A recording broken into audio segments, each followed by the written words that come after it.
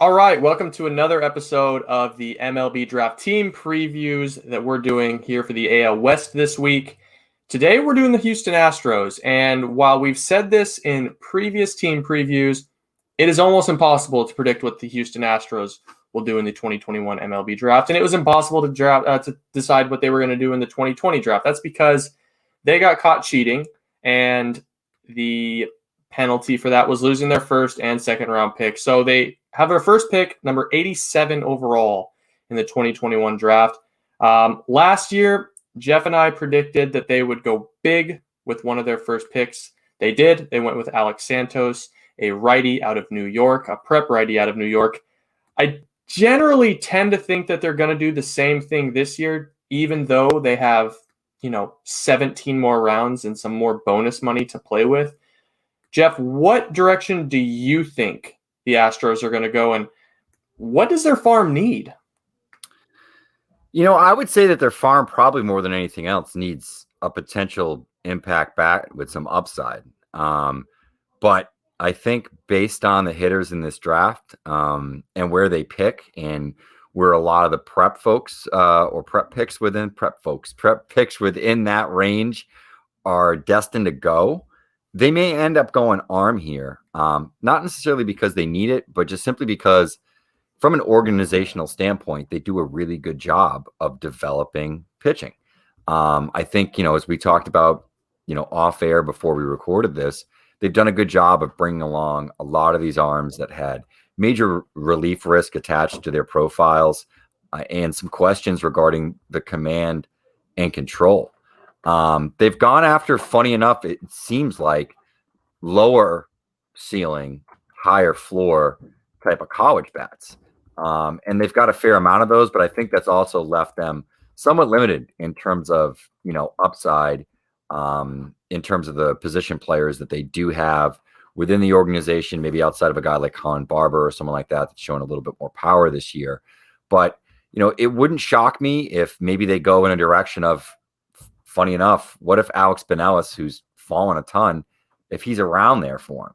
I think there's an outside shot that maybe it's somebody like Binelas, maybe it's somebody like Nathan Hickey. One of these bat first profiles, they've chased guys like that from the college ranks before, famous college hitters that, maybe lost a little shine off of their initial profile, i.e. Seth Beer, that they did trade him out pretty quickly. Maybe Connor Norby, our boy. But I think we all hope that he goes a little bit earlier. But on the same token, it wouldn't shock me if maybe they go after a Maddox Bruns, maybe a Dylan Smith. They have gone after pretty athletic arms before. They like guys with some velocity and that sort of natural arm talent.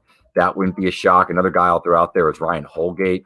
And I don't know if, maybe they'd go under slot here on a Ryan Webb or a Bryce Miller, one of these senior signs they could go after. Another guy data-wise and pitch mix-wise that fits them pretty well in terms of their history. And I don't know if he's necessarily going to be around here in this range once again. He may be, but that's Matt Mikulski, who we spoke with from Fordham. Lefty, has that deep pitch mix, has good shape on his pitch mix. He knows the analytics side of the game a little bit, and I think he's somebody that potentially they could mold into a really interesting player. They haven't gone after a ton of two-way guys, but Spencer Schwallenbach, who's been really good for Nebraska here in the regional rounds, he's another interesting player, whether as a shortstop or as an arm. I think they could go either way. If they want to go with a total upside pick in this range, though, Joe, I know I've named off a ton of names already.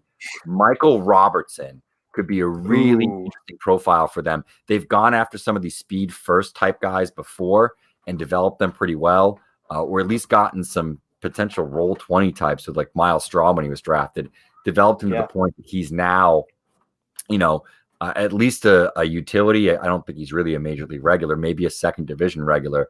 Maybe they can develop along Michael Robertson and let's hope develop a little bit more pop in that profile. They have done well with some of their prep hitters. I mean, look at Kyle Tucker. Yeah, I love the Michael Robertson pick. A little bit of Chas McCormick in there. I mean, McCormick's got huge bat speed, but he's still trying to figure it out, still trying to deploy it on the field. And Miles Straw is another great pull. Love the Binelas pick. I think the comparisons to Seth Beer there are certainly present, and I think that would fit very, very well. I tend to think they're going to go with a high school pitcher here. just because it's what they did last year. Their hands are tied, and they've been so good at developing pitching. I mean, even in terms of, we see guys go from their AA and AAA teams and debut at the big league level, and they almost always overshine what we think they're going to do. So I got 3 names. The one that I think you're going to like the most, what if Braden Montgomery ended up with Houston? He's going to be expensive. He's a Stanford commitment. So I don't know how signable he's going to be, but if you're the Houston Astros and you want to throw, a ton of money at Braden Montgomery in the first or in the third round, I think he's an interesting one. I think Josh Hartle is another one that makes some sense. He hasn't been quite what he was in the summer of 2020 this year, but when you watch him pitch, his feel for pitch, his 4 pitches, he commands the ball beautifully. It's a good frame that I think once he gets into pro ball and develops a little bit, gets into a full nutrition and strength system, he could be, the best lefty in the class if we're being totally fair to him. So if Hartle falls that far, I think he'd be a really nice fit. And then the other ones, I do think Eric Hammond. Eric Hammond is a big, tall righty with big stuff. Yeah. Up to 95. He's got 3 good pitches. He models his game after Justin Verlander. I think he makes some sense too. So we'll see what direction the Houston Astros go. They're going to have to be creative, as they always are. But whoever they end up picking at 87 is going to be a surprise. But they are going to have to kind of navigate their bonus pool, because the difference between 2020 and 2021 is you can burn your bonus pool on one player in a 5-round draft. If you got 18 rounds that you have to fill, you can't really burn it all at once. You do have to get a good pool of talent into your organization, especially an organization like Houston that's currently lacking some of that talent in the farm system and depth in the farm system. So that's where I would go with Houston. We'll have to keep our ears peeled for which direction they will go. They've been ever present on the scouting scene. They've been at all of the showcases in droves. So we'll see which direction they go. Jeff, is there anybody else on the board that maybe you think makes some sense for the Houston Astros model? No, I think based on, sort of what we threw out there, I think you hit the nail on the head. There aren't too many other names. Eric Hammond was a good one. I thought potentially fit in there too. So he was probably the only other name I would have thrown out there, unless Frank Mazzucato is still hanging around. But I'm not sure he totally fits their profile. But yeah, good stuff, man. I think we ran down Houston pretty well. All right. Well, we will talk to you guys tomorrow with another AL West preview.